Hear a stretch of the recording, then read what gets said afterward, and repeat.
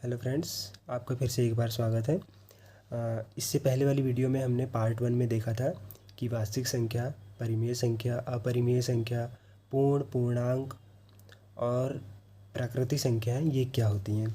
आज की हम इस वीडियो में प्रश्नावली को सॉल्व करने के पहले हम कुछ बेसिक चीज़ें हैं जो जानना ज़रूरी हैं उन्हें देखेंगे। तो सबसे पहले प्रमेय 1.1 पढ़ते हैं। प्रत्येक भाज्य संख्या को अभाज्य संख्याओं के एक गुणनफल के रूप में व्यक्त किया जा सकता है। इसका ये कहना है जितनी भी भाज्य संख्याएं होती हैं उन्हें हम अभाज्य संख्याओं के रूप में लिख सकते हैं, उनके गुणनखंडों के रूप में लिख सकते हैं। जैसे उदाहरण से समझते हैं। जैसे उदाहरण के लिए हमने 20 लिया है, इसे हम कैसे लिख सकते हैं? 2 गुणा 2 गुणा 5। 20 हमारी भाज्य संख्या है। हम जानते हैं अभाज्य संख्या क्या होती है, जिसमें स्वयं के अलावा किसी और का भाग नहीं जाता, वो अभाज्य संख्या होती हैं। और जो भाज्य संख्या होती हैं जिसमें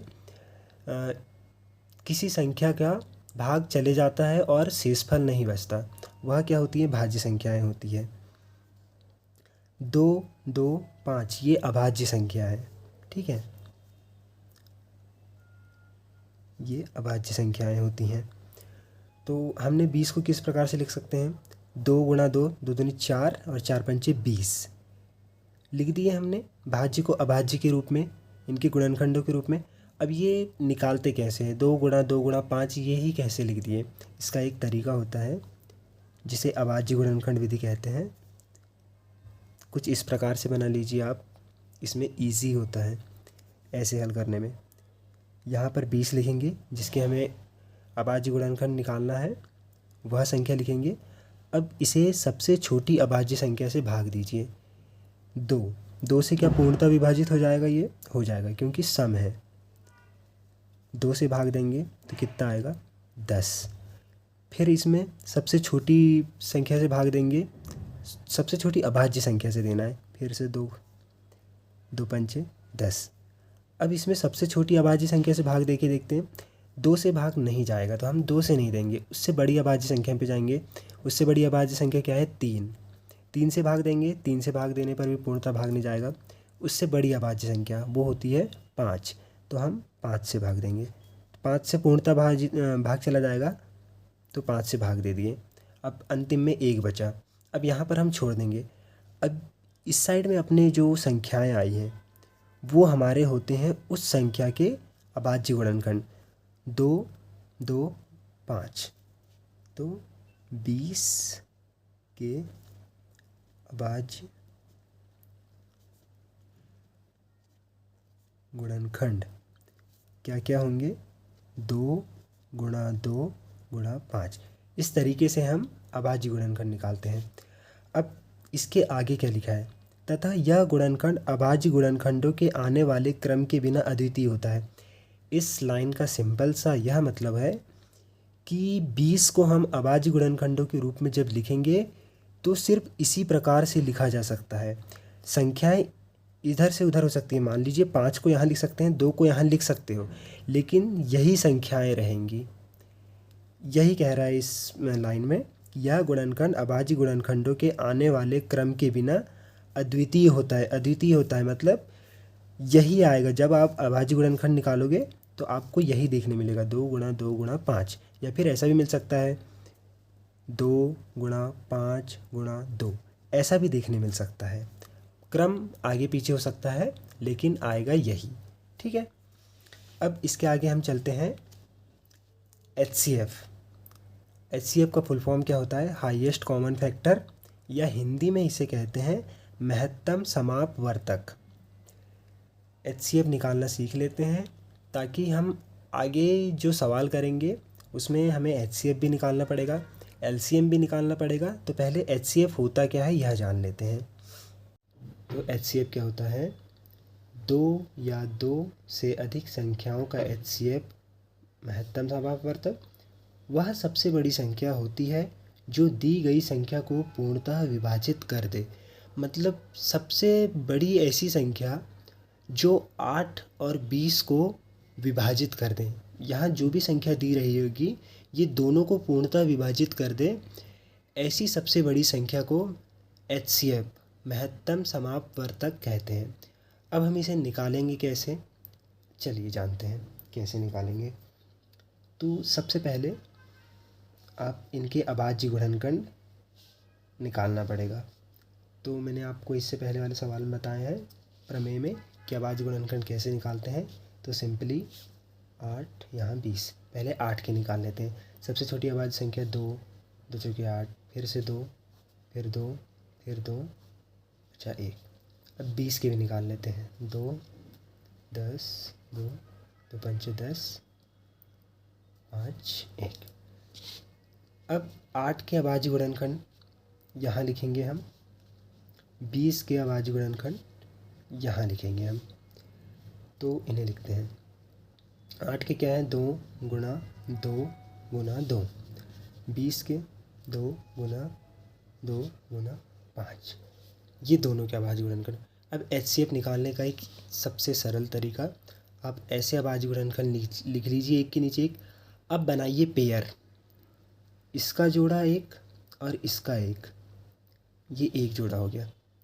सेम संख्या, दोनों में जो सेम संख्या रहेगी उनका एक पेयर बनाइए और आप उसे नीचे लिखिए 2। फिर ये दोनों में फिर से देखिए कोई पेयर बन रहा है क्या, यहाँ बन रहा है 2, ठीक है। फिर से यहाँ पर गुना 2 लिखिए। अब यहाँ पर कोई पेयर बन रहा है क्या, नहीं बन रहा, तो हम अब यहाँ पर छोड़ देंगे। तो यहाँ क्या आ जाएगा अपना, 2 गुना 2 बराबर 4। तो यह आपका हो जाएगा HCF, ठीक है। इस प्रकार से हम HCF निकालते हैं। तो 4 सबसे बड़ी संख्या है जो 8 और 20 को पूर्णतः विभाजित कर सकती है। इसे हम समझाते हैं कैसे। ये क्या कहना चाहता है, जैसे 8 भागे 4, ठीक है। ये तो आपका आंसर आ गया है HCF बराबर 4। हम सिद्ध कर रहे हैं इसे कि वह सबसे बड़ी संख्या होती है जो दी गई संख्या को पूर्णतः विभाजित कर दे। तो 4 वह सबसे बड़ी संख्या है जो 8 और 20 को विभाजित कर देगी पूर्णतः। तो 4 दूनी 8, ठीक है, पूरा पूरा कट गया। वैसे ही 20 भागे 4, 4 पंचे 20, पूरा पूरा कट गया, ठीक है। तो इस परिभाषा को हमने सिद्ध भी कर दिए कि ये बिल्कुल सही है। अब इसके आगे हम पढ़ेंगे क्या, LCM। अब LCM क्या होता है, लीस्ट कॉमन मल्टीपल, हिंदी में इसे लघुत्तम समापवर्ती कहते हैं। अब इसकी परिभाषा क्या होती है, लघुत्तम समापवर्ती वह होता है जो 2 या 2 से अधिक संख्याओं का सबसे छोटा उभयनिष्ठ गुणज होता है। मान लीजिए यहाँ 2 ही संख्या दी है, तो इनके गुणजों का उभयनिष्ठ होना चाहिए लेकिन सबसे छोटा। अब इनके गुणज क्या होते हैं, गुणज आपको पता है। जैसे 8 के गुणज देखते हैं हम, 8 एकम 8, 8 दूनी 16, 8 त्रे 24, 8 चौके 32, 8 पंचे 40, 8 छीं 48, ये हो गए इनके गुणज। 20 के गुणज, 20 एकम 20, 20 दूनी 40, 20 तिया 60, 20 चौके 80।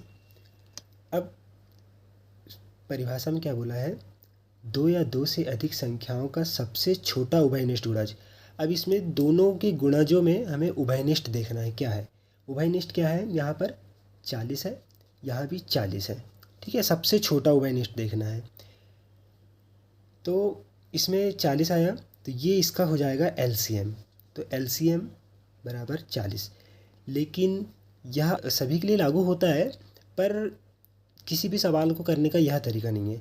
अब LCM हम निकालें कैसे, उसका सबसे अच्छा तरीका, आप एक काम कीजिए,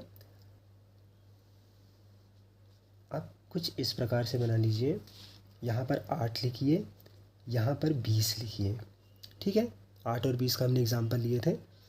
अब इसे निकालने का तरीका, सबसे छोटी अभाज्य संख्या उससे भाग दीजिए। अब दोनों में भाग देना है, ठीक है, साथ साथ देना है। तो 2 चौके 8, यहाँ पर 2 धाम 20, 2 का भाग 20 में देंगे 10 बचेगा। वैसे ही 2 का भाग 4 में देंगे 2 बचेगा, 2 का भाग 10 में देंगे 5 बचेगा। दोनों में देते हुए चलना है, ठीक है। यहाँ एक ही बार लिखना है। अब यहाँ पर दिक्कत क्या आ गई कि हम 2 से भाग देंगे तो 2 में तो चला जाएगा लेकिन 5 में नहीं जाएगा। तो आप 2 में ही भाग दीजिए, 5 को छोड़ दिए, 5 को जैसे के वैसे लिख देंगे। ठीक है, 2 से भाग दीजिए तो यहाँ पर 1 आ जाएगा और यहाँ 5 आ जाएगा। अब 5 यहाँ पर अब क्या करें, हम 1 से भाग नहीं देंगे, हम डायरेक्ट 5 से भाग दे देंगे। यहाँ से 5 से भाग देंगे तो 1 1, अंत में 1 1 बचना चाहिए। ठीक है, इससे पहले भी हमने करे थे, जब हमने अभाज्य गुणनखंड निकाले थे लास्ट में 1 बचा था। ठीक है, यहाँ भी हमने देखे इससे पहले जब HCF निकाले थे, यहाँ भी लास्ट में 1 1 बचा था। तो हमें तब तक भाग देते जाना है, तब तक अपने को गुणनखंड निकालते जाना है जब तक यहाँ पर 1 ना बचे। अब LCM कैसे फाइंड करें, 2 गुना 2 गुना 2 गुना 5, 2 गुना 2, 3 बार 2 है और 5, यहाँ 3 बार 2 और 5।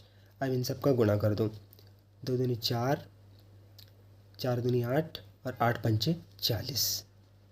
LCM आ गया आपका 40। ये LCM निकालने की मेथड है। ठीक है, अब एक इंटरेस्टिंग चीज़ बताता हूँ आपको, इसे यहाँ से क्लोज कर देते हैं। LCM गुना HCF बराबर होता है जिन संख्याओं का LCM और HCF निकाले हैं उनके गुना के बराबर। मान लीजिए वो संख्या A और B थी। ये आपका एक फॉर्मूला है, अब हम इसे प्रूव करके बताएंगे। उदाहरण के लिए हमने लिए थे 8 और 20। ठीक है, अभी इससे पहले वाले सवालों में हमने जितने भी LCM और HCF समझे हैं उसमें 8 और 20 लिए थे, हम इसी को लेते हैं। तो हमारा LCM क्या निकला था, हमारा LCM निकला था 4, वो सॉरी LCM निकला था 40 और HCF कितना निकला था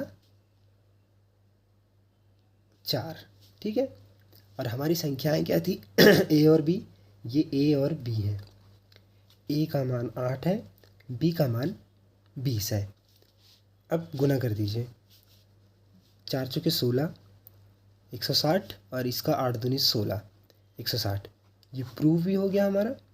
ठीक है, तो यह एक इम्पोर्टेंट सूत्र है, इसके ऊपर सवाल भी आते हैं तो इसे ध्यान रखिए। अब इसके आगे हम एक और सवाल करते हैं जिसमें हम उदाहरण नंबर 4 लेंगे। इससे कुछ चीज़ें क्लियर होंगी, मैं आपको बताता हूँ वो क्या है। संख्या 6, 72 और 120 का अभाज्य गुणनखंड विधि द्वारा HCF और LCM ज्ञात कीजिए। तो हम जल्दी से 6, 72 और 120 के अभाज्य गुणनखंड द्वारा HCF और LCM ज्ञात करते हैं। तो सबसे पहले HCF निकालते हैं।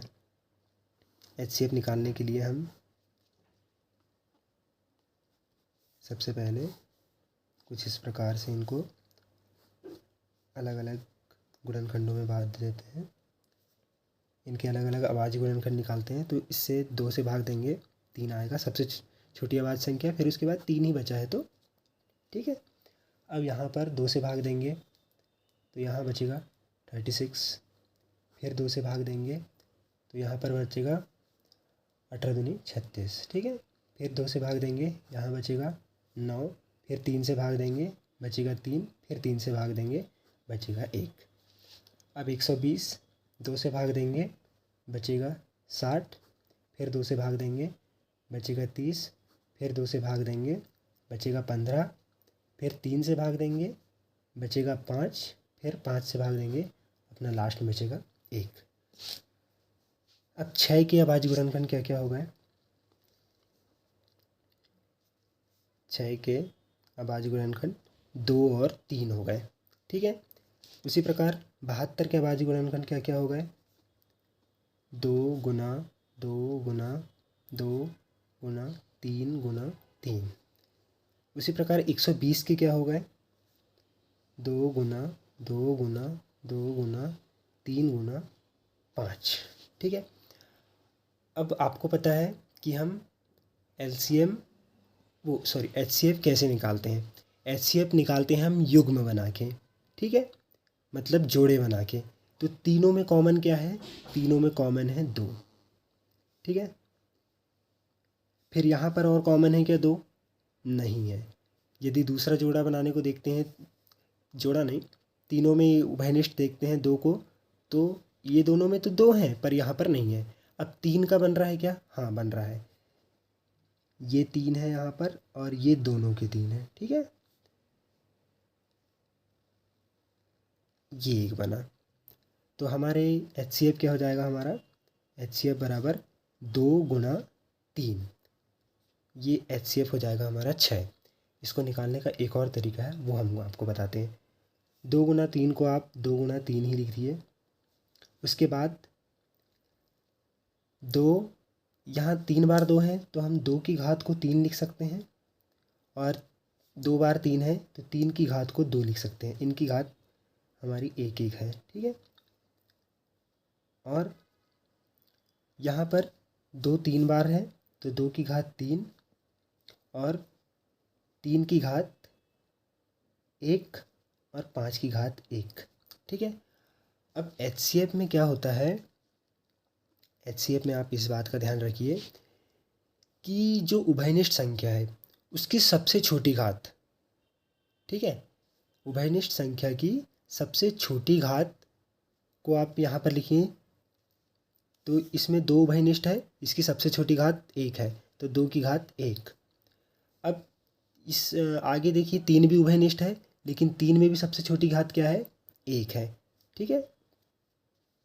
तो गुणा 3 की घात 1।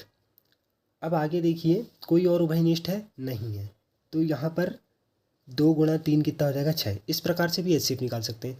इसमें क्या है, आपको सिंपल 2 गुणा 3 ही मिल गया। मान लीजिए और कॉम्प्लिकेटेड रहता, यहाँ पर बहुत सारी संख्याएं रहती, ठीक है, बहुत लंबे गुणनखंड निकलते, तो फिर आप क्या करते? आप ऐसे जोड़े बनाने जाते तो आपको कितना टाइम लग जाता? जैसे 2 गुणा ये तो शुरू में मिल गया। अब 3 देखिए, 3 यहाँ पर मिला, नेक्स्ट 3 यहाँ पर मिले, तो आप ढूंढने में कंफ्यूज हो जाओगे।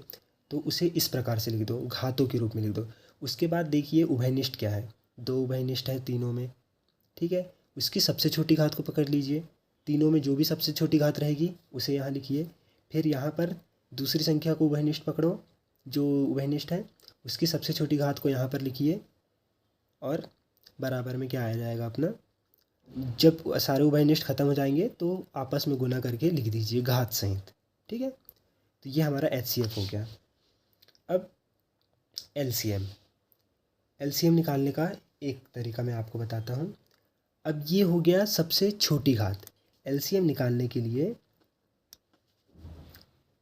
सबसे बड़ी घात पकड़िए आप, ठीक है। इनमें जो सबसे बड़ी घात है उसको लीजिए। इसमें आप ये नहीं देखना है कि उभयनिष्ठ है या नहीं, उभयनिष्ठ ना भी रहे तब भी चलेगा। तो सबसे पहले 2 को पकड़ लीजिए। तो 2 की सबसे बड़ी घात क्या है? 2 की घात 3, 2 की घात 3, यहाँ पर 3। अब नेक्स्ट संख्या क्या है? 3, 3 की सबसे बड़ी घात क्या है? 3 की घात 2 सबसे बड़ी है, तो 3 की घात 2। अब क्या बचा अपने पास? 5 बचा। तो यहाँ पर सिर्फ केवल 5 की घात 1 ही अकेले हैं, तो यहाँ सबसे बड़ी क्या हो जाएगी? 5 की घात 1। ये सबसे बड़ी क्यों कह रहा हूँ मैं 5 की घात 1? इसे गुणा 1 भी तो लिख सकते हैं, यहाँ भी गुणा 1 लिख सकते हैं। और आपको पता है यदि 5 की घात 0 लिखा जाए तो इसका भी मतलब 1 ही होता है। किसी की भी घात 0 रहती है तो 1, और यहाँ भी 5 की घात 0 भी लिख सकते हैं, इसका भी मतलब क्या होगा? इसका जो मान आएगा वो 1 ही आएगा। तो इसलिए हम इसको सबसे बड़ी ले रहे हैं और यहाँ पर लिखेंगे, ठीक है। अब इसे सॉल्व करते हैं। ये क्या आएगा? 2 की घात 3 8, ठीक है, 3 की घात 2, ये आएगा अपना 9, और 5 की घात 1 5। आपस में गुणा कर दो, 8 नाम 72, 72 गुणा 5 क्या हो जाएगा? 5 दूनी 10, 5 7 35, और 7 अपना हो जाएगा 42, ठीक है। 420 इसका LCM निकलेगा। अब हमने इस विधि से शॉर्टकट से निकाले हैं, शॉर्टकट नहीं है ये, लेकिन ये आसान है और आपको कंफ्यूज नहीं करेगी। अब थोड़ी ज़्यादा टाइम लेने वाली मेथड से करते हैं। इसमें हमने आपको एलसीएम निकालने का क्या तरीका बताए थे। एलसीएम फाइंड करने के लिए आप सभी को एक साथ लीजिए, 6, 72, 120। अब 2 से भाग दीजिए, 2 तिया 6, ठीक है। सबसे छोटी संख्या सभी समय 2 से भाग दे दीजिए, फिर ये इसका 36 आ जाएगा, इसका 120 आ जाएगा। फिर यहाँ पर फिर 2 से भाग दीजिए, यहाँ 3 जैसे का वैसा रह जाएगा, जिसमें भाग नहीं जा रहा उसे जैसे का वैसा ही लिख दीजिए। इसमें क्या आ जाएगा, 18 आ जाएगा। यहाँ पर आ जाएगा अपना, सॉरी यहाँ 120 नहीं आएगा, यहाँ 60 आएगा, यहाँ पर 30 आ जाएगा। फिर 2 से भाग दीजिए, ये 3 जैसे का वैसा लिखना है, यहाँ 9 आ जाएगा, यहाँ पर 15 आ जाएगा। अब 2 से भाग दे जाएगा क्या, नहीं जाएगा, अब जाएगा 3 से भाग, यहाँ 1 आ गया, यहाँ पर 3, यहाँ पर 5। ये कैसे आ रहा है, 3 एकम 3, तीतर का 9, 3 5 15, इसमें भाग देते जा रहे हैं अपन, तब ये आ रहे हैं, ठीक है। अब लास्ट में क्या बचे हैं अपने, 3 से भाग दीजिए तो ये 1 जैसे का वैसा, 3 एकम 3, ये 5 जैसे का वैसा, फिर उसके बाद 5 से भाग दीजिए 5, तो यहाँ 1 1 1, 5 का भाग दे दीजिए। अब इन संख्याओं का गुणा कीजिए आपस में, तो एलसीएम क्या निकलेगा आपका, देखिए 2 गुना 2 गुना 2 गुना 3 गुना 3 गुना 5, ये सभी संख्या हमने यहाँ लिख दी। अब आपस में गुणा कीजिए तो आएगा वही, 3 बार 2 है, 2 की घात 3, 2 बार 3 है, 3 की घात 2 गुना 5, यही आया सेम। जब गुना करेंगे अपने पास तो 420 ही आएगा। पर एक इंटरेस्टिंग चीज़ ये है, इससे पहले मैंने आपको क्या फॉर्मूला बताया था, आपको फॉर्मूला बताया था मैंने कि एलसीएम गुना एचसीएफ बराबर होता है ए इंटू बी। ये सिर्फ 2 ही संख्याओं के लिए वैलिड है। इस जो उदाहरण दिया है, उदाहरण नंबर 4, इसमें एलसीएम गुना एचसीएफ जब करोगे आप, इसमें एलसीएम गुना एचसीएफ जब आप करोगे और तीनों संख्याओं का यदि गुणा करते हो तो यह बराबर नहीं आएगा। 3 संख्याओं के लिए यह सूत्र वैलिड नहीं है, ठीक है। बस आज की वीडियो में इतना, इसके बाद हम प्रश्नावली के सवालों को देखेंगे। बस इतना ही बेसिक था जानने के लिए आपके लिए। इसके बाद प्रश्नावली के सवाल आपको इजीली बन जाएंगे। अब नेक्स्ट वीडियो में पार्ट जो 3 आएगा उसमें हम प्रश्नावली के सवाल देखेंगे। Thanks for watching video. Please like, share and subscribe my channel.